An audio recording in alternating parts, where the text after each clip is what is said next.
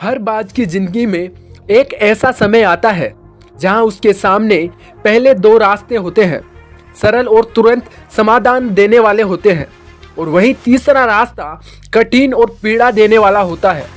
लेकिन बाज पीड़ा चुनता है और यहीं से शुरू होता है बाज का पुनर्जन्म।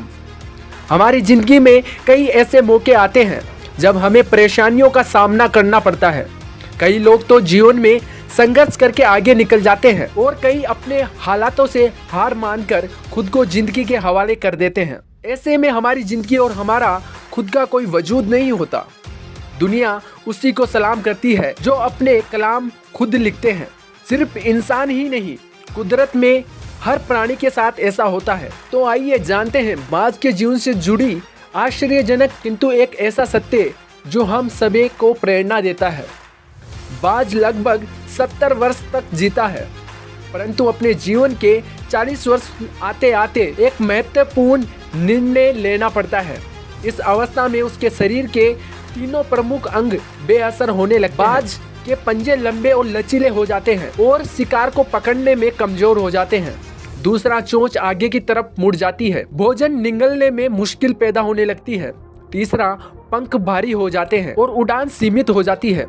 भोजन ढूंढना, भोजन को पकड़ना और भोजन खाना, तीनों प्रक्रियाएं अपनी धार खोने लगती है। उसके पास तीन ही रास्ते बचते हैं, या तो अपने शरीर को छोड़ दे, या अपनी प्रवृत्ति छोड़ गिद्ध की तरह त्यागी हो जाए, भोजन पर निर्भर हो जाए, फिर स्वयं को फिर से स्थापित करे आकाश के साफ तौर से जाहिर बादशाह के रूप में। जहां पहले दो रास्ते सरल और तुरंत समाधान देने वाले हैं, वहीं तीसरा रास्ता अत्यंत पीड़ा देने वाला और लंबा होता है। बाज पीड़ा चुनता है और स्वयं को फिर से स्थापित करता है।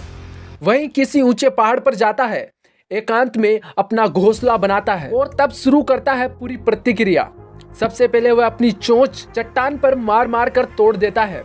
अपनी चोंच से अधिक पीड़ादायक कुछ भी नहीं है पक्षीराज बाज के लिए। अब वह इंतजार करता है चोंच के फिर से उगाने का, और उसके बाद वह अपने पंजे भी उसी प्रकार उखाड़ देता है और इंतजार करता है पंजों का फिर से उगाने का। नई चोंच और पंजे आने के बाद वह अपनी भरी पंखों को एक एक कर नोचकर निकालता है। प्रतीक्षा करता है पंखों के पुनः उग जाने का। 150 दिन की पीड़ा और इंतजार, और उसे मिलती है वही वैभव और ऊंची उड़ान। इस पुनर्स्थापना के बाद वह ऊर्जा और सम्मान और गरिमा के साथ 30 साल और जीता है। आपने कई बार सुना होगा, भगवान भी उसी की मदद करते हैं जो अपनी मदद खुद करता है।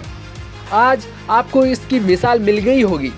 जैसे बाज संघर्ष करता है 150 दिन तक, और भगवान उसका संघर्ष बेकार नहीं जाने देते। उसको नई जिंदगी देकर कुदरत हमें सिखाने बैठी है। जैसे पंजे पकड़ के प्रतीक है, चोंच सक्रियता और पंख कल्पना को स्थापित करते हैं। इच्छा हालातों पर काबू रखने की, सक्रियता स्वयं के अस्तित्व गरिमा बनाए रखने की, कल्पना जीवन में कुछ नए पंख बनाए रखने की। हमें भी 40 तक आते आते इच्छा, सक्रियता और कल्पना तीनों के तीनों निर्बल पड़ने लगते हैं। हमारा व्यक्तित्व भी ढीला पड़ने लगता है। आधे जीवन में ही जीवन खत्म होने जैसा लगता है। उत्साह, आकांक्षा और ऊर्जा नीचे की ओर जाने लगते हैं। हमारे पास कोई भी विकल्प नहीं होते हैं। हमें भी अपने जीवन के मजबूरी भरे लचीलेपन को त्याग कर काबू दिखाना होगा। बाज के पंजों की तरह हमें भी आलस पैदा करने वाली वक्र मानसिकता को त्याग कर ऊर्जा से भरी सक्रियता दिखानी होगी। बाज की चोंच की तरह हमें भी तूफान में जकड़े हुए अस्तित्व के भारीपन को त्याग कर कल्पना की आजाद उड़ान भरनी होगी। बाज की पंखों की तरह 150 दिन ना सही, एक माह ही बिताया जाए स्वयं को दोबारा स्थापित करने के लिए।